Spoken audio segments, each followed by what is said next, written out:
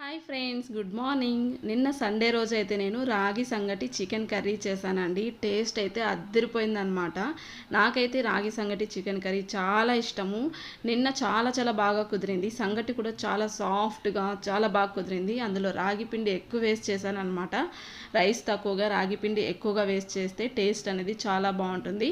Sprouted రాగి పౌడర్తో చేశాను. చాలా కమ్మగా అనిపించింది. నిన్న చికెన్ కర్రీ కూడా కాజు చికెన్ కర్రీ చేశాను అనమాట. కాజు పేస్ట్ వేసి చేశాను. స్పైసీగా చేసుకున్నాను.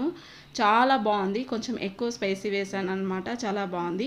రాగి సంగటి మా హస్బెండ్కి అస్సలు పడదండి. నేనైతే బాగా కుమ్మేస్తున్నానని చెప్పి కామెడీ చేస్తున్నాడు అనమాట. సో ఎవరేమనుకుంటే నాకేంటి, నేనైతే ఫుల్గా లాగించేశాను.